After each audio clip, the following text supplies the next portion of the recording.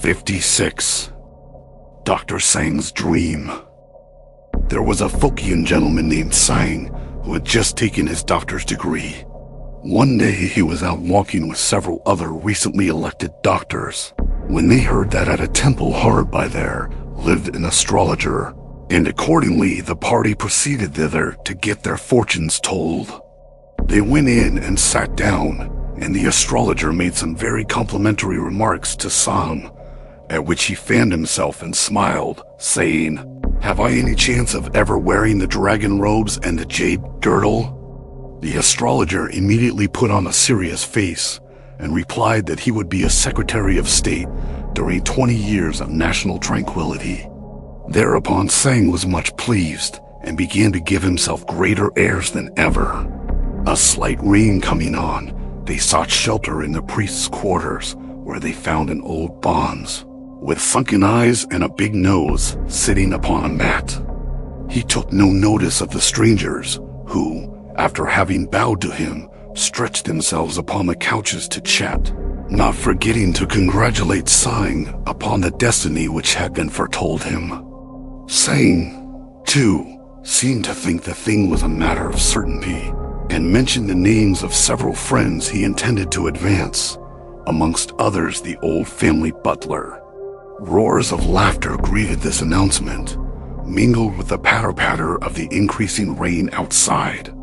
Tsêng then curled himself up for a nap, when suddenly in walked two officials bearing a commission under the Great Seal, appointing Tsêng to the Grand Secretariat. As soon as Tsêng understood their errand, he rushed off at once to pay his respects to the Emperor, who graciously detained him some time in conversation, and then issued instructions that the promotion and dismissal of all officers below the 3rd grade should be vested in Tsêng alone. He was next presented with the dragon robes, the jade girdle, and a horse from the imperial stables, after which he performed the kowtow before His Majesty and took his leave. He then went home, but it was no longer the old home of his youth. Painted beams, carved pillars, and a general profusion of luxury and elegance made him wonder where on earth he was. Until, nervously stroking his beard, he ventured to call out in a low tone. Immediately the responses of numberless attendants echoed through the place like thunder. Presents of costly food were sent to him by all the grandees, and his gate was absolutely blocked up by the crowds of retainers who were constantly coming and going. When privy councilors came to see him, he would rush out in haste to receive them. When under-secretaries of state visited him, he made them a polite bow. But to all below these, he would hardly vouchsafe a word. The governor of Shanxi sent him 12 singing girls, 2 of whom, Nenai and Fairy, he made his favorites. All day long he had nothing to do but find amusement as best he could, until he bethought himself that formerly a man named Wang had often assisted him with money. Thereupon he memorialized the throne and obtained official employment for him. Then he recollected that there was another man to whom he owed a long-standing grudge. He had once caused this man, who was in the government service, to be impeached and stripped of his rank and dignities. Thus he squared accounts with both. One day, when out in his chair, a drunken man bumped against one of his tablet bearers. Tsêng had him seized and sent into the mayor's yamen, where he died under the bamboo. Owners of land adjoining his would make him a present of the richest portions, fearing the consequences if they did not do so. And thus he became very wealthy, almost on a par with the state itself. By and by, Nenai and Fairy died, and Tsêng was overwhelmed with grief. Suddenly he remembered that in former years he had seen a beautiful girl whom he wished to purchase as a concubine, but want of money had then prevented him from carrying out his intention. Now there was no longer that difficulty, and accordingly he sent off 2 trusty servants to get the girl by force. In a short time she arrived, when he found that she had grown more beautiful than ever, and so his cup of happiness was full. But years rolled on, and gradually his fellow officials became estranged, Tseng taking no notice of their behavior, until at last one of them impeached him to the throne in a long and bitter memorial. Happily, however, the emperor still regarded him with favor, and for some time kept the memorial by him unanswered. Then followed a joint memorial from the whole of the Privy Council, including those who had once thronged his doors and had falsely called him their dear father. The imperial rescript to this document was banishment to Yunnan, his son, who was governor of Pingyang, being also implicated in his guilt. When Tseng heard the news, he was overcome with fear, but an armed guard was already at his gate, and the lictors were forcing their way into his innermost apartments.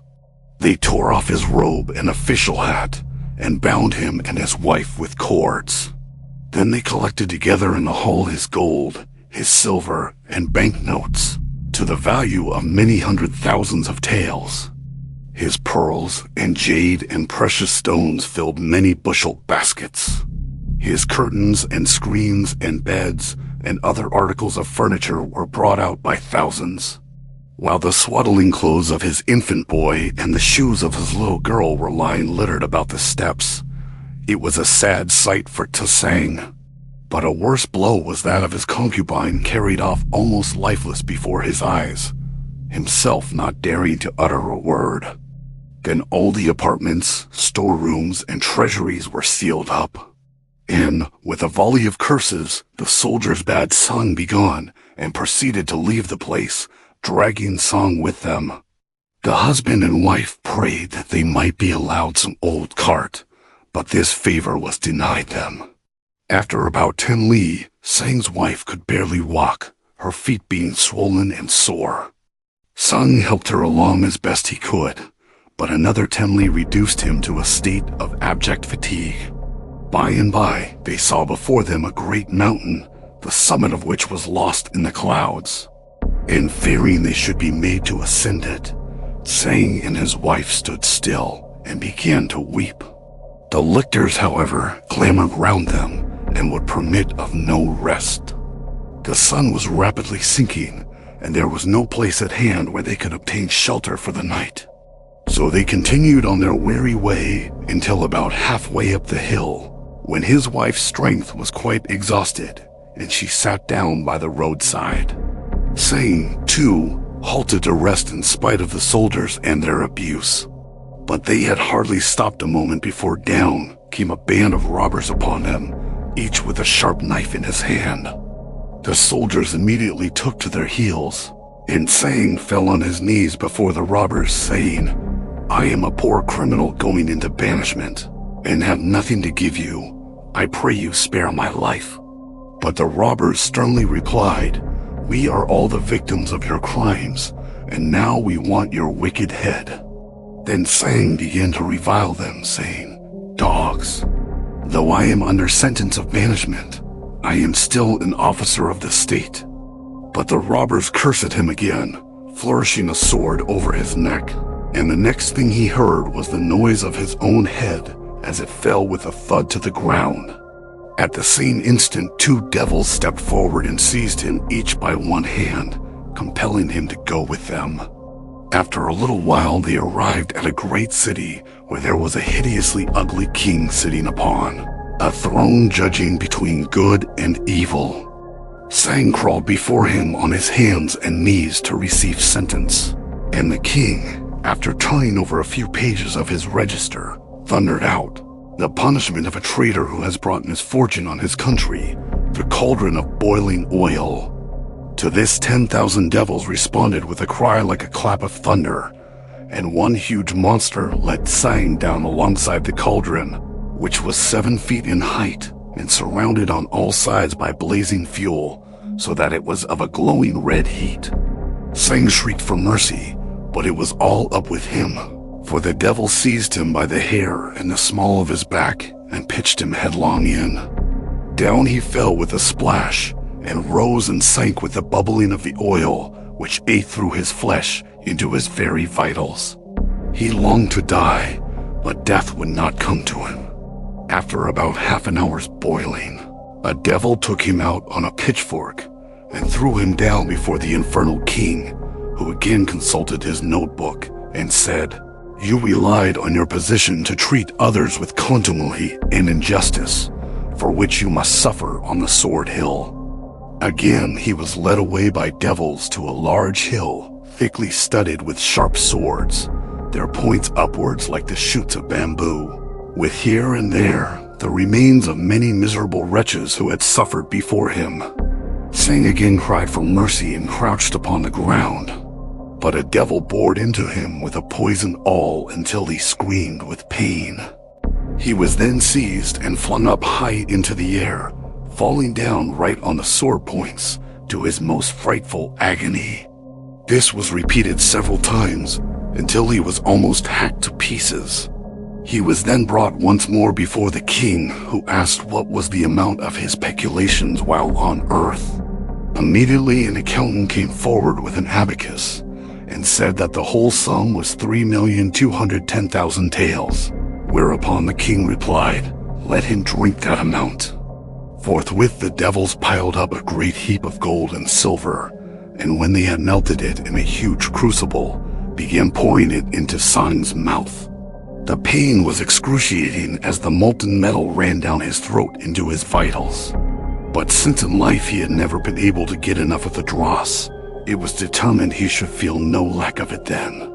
He was half a day drinking it, and then the king ordered him away to be born again as a woman in Kanshu. A few steps brought them to a huge frame, where on an iron axle revolved a mighty wheel many hundred yojanas in circumference and shining with a brilliant light. The devils flogged Tsêng onto the wheel, and he shut his eyes as he stepped up.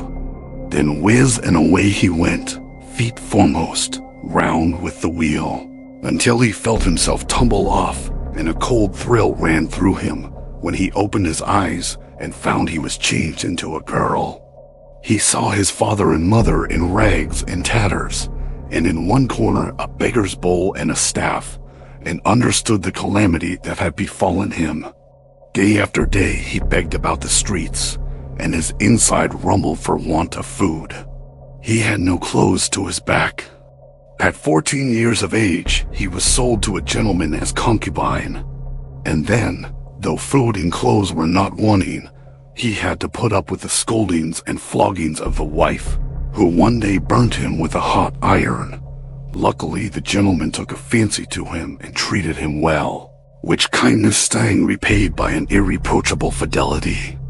It happened, however, that on one occasion when they were chatting together, burglars broke into the house and killed the gentleman, Tsêng having escaped by hiding himself under the bed. Thereupon he was immediately charged by the wife with murder, and on being taken before the authorities was sentenced to die the lingering death. This sentence was at once carried out with tortures more horrible than any in all the courts of purgatory, in the middle of which Tsêng heard one of his companions call out, "Hello, there. You've got the nightmare." Tsêng got up and rubbed his eyes, and his friend said, "It's quite late in the day, and we're all very hungry." But the old priest smiled and asked him if the prophecy as to his future rank was true or not. Tsêng bowed and begged him to explain, whereupon the old priest said, "For those who cultivate virtue, a lily will grow up even in the fiery pit." Tsêng had gone thither full of pride and vainglory. He went home an altered man. From that day he thought no more of becoming a Secretary of State, but retired into the hills, and I know not what became of him after that. Thanks for watching. Please like the video and subscribe to the channel for more excellent content.